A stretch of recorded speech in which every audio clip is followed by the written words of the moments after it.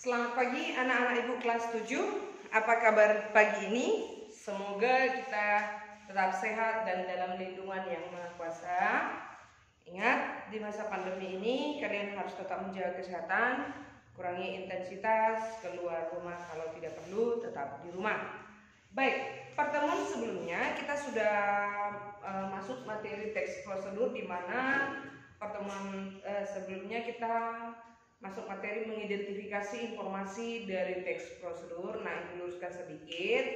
Ada beberapa yang sudah mengumpul, namun ada beberapa yang belum. Tapi supaya yang belum itu dikerjakan ya, Ibu kasih pencerahan bahwasanya pengertian dari teks prosedur itu adalah teks yang menjelaskan langkah-langkah melakukan atau membuat sesuatu.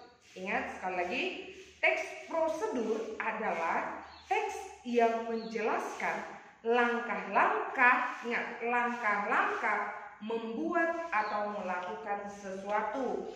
Ciri-ciri umumnya di mana teks prosedur itu menggunakan kalimat perintah, menggunakan kalimat saran dan larangan. Karena apa? Di dalam teks prosedur itu kita disuruh, kalau kamu buat nasi goreng misalnya, yang pertama sekali kamu lakukan adalah bla bla bla, iris bawang, cuci sayur, masak nasinya, panaskan kuali atau wajannya. Nah, kita disuruh di situ. Jadi itu ciri umumnya ya.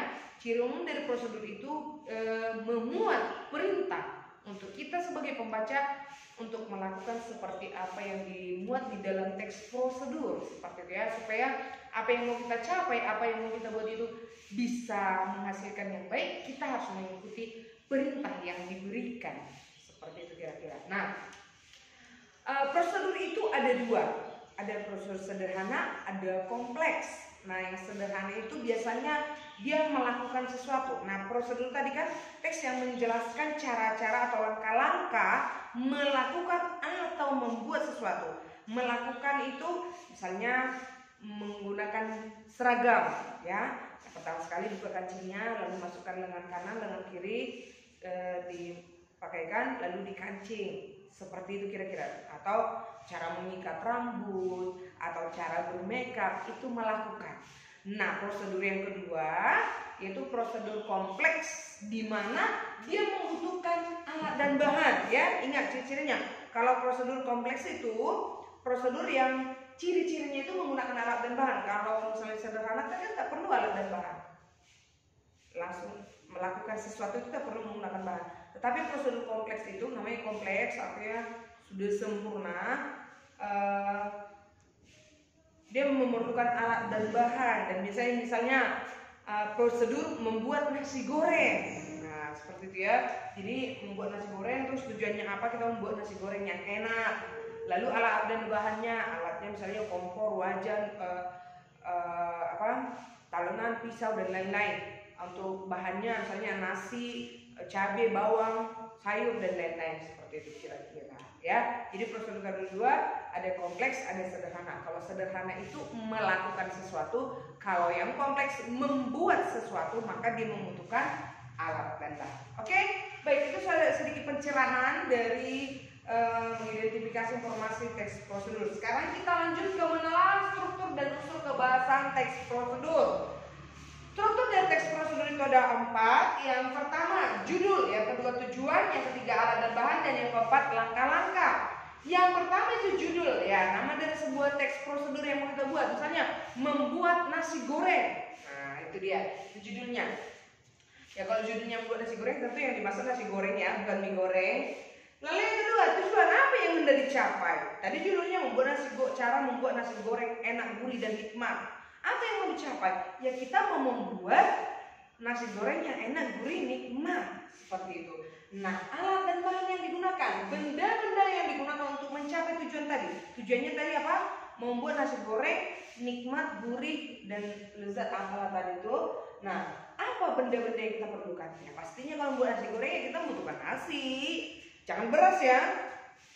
Nasi, misalnya kompor, wajan, pisau, sendok, telur, cabai, bawang, sayur, penyedap rasa atau apalah ya, benda-benda yang kita gunakan untuk mencapai tujuan tadi. Nah, langkah-langkahnya, panduan atau cara yang dilakukan untuk mencapai tujuan akhir. Nah, kita membuat nasi goreng gurih nikmat lezat, maka ada caranya. Pertama, panaskan wajan, masukkan minyak, lalu tumis bumbu yang sudah diiris-iris, masukkan sayurnya, masukkan nasinya, taruh kecap, tambah penyedap rasa dan garam, lalu aduk-aduk sampai akhirnya jadilah nasi goreng. Semisal tidak, ingat ya, struktur itu kan adalah susunan atau aturan, susunan. Semisal kita membuat sesuatu itu tidak sesuai dengan urutan atau tidak sesuai struktur, bagaimana kira-kira? Dilangkah-langkahnya.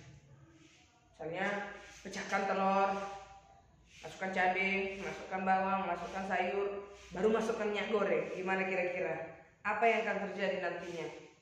Mungkin ada nasi goreng, tapi kita nggak tahu apa yang terjadi, apa yang bisa kita rasakan dari nasi goreng yang tercipta. Seperti itu ya. Jadi harus sesuai langkah-langkah supaya kita bisa mencapai tujuan itu. Kita membuat nasi goreng, maka kita ikuti langkah-langkah. Kalau tidak mengikuti langkah-langkah, maka akan kacau. Kira-kira demikian ya. Jelas ya? Struktur dari teks prosedur nanti kamu tuliskan di catatanmu, lalu jelaskan. Ini ya, sudah ada. Lalu kita lanjut ke unsur kebahasaan. Kalau ini tadi struktur, ini unsur kebahasaan yang digunakan dalam teks prosedur. Yang pertama itu adalah kalimat perintah, yang kedua kalimat saran, yang ketiga kalimat larangan. Ya, di dalam teks prosedur itu digunakan kalimat perintah. Tadi kan sudah katakan di awal, kita itu diperintah. Kalau kita membuat nasi goreng, kalimat perintah itu kalimat yang mengandung makna memerintah atau meminta orang lain melakukan sesuatu. Membuat nasi goreng, ikuti langkah berikut. Gitu ya.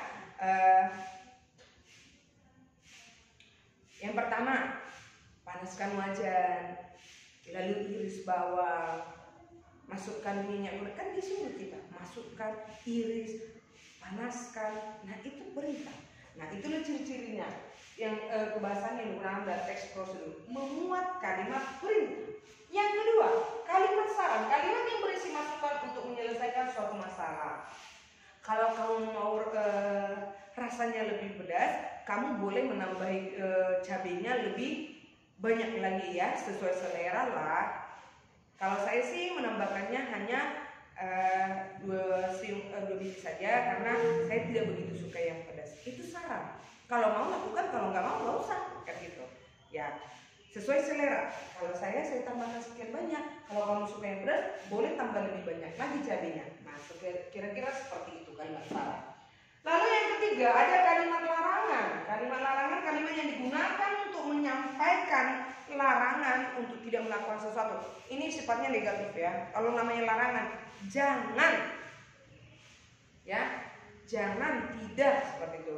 Kalau kamu memang tidak menyukai rasa yang terlalu manis, ya tidak usah ditambahkan cabai, seperti itu. Jangan terlalu lama ya diaduknya, nanti bisa-bisa adonannya jadi bantet misalnya. Atau kamu tidak boleh mengaduknya terlalu keras-keras yang akan merusak adonan dan lain-lain. Seperti itu kira-kira.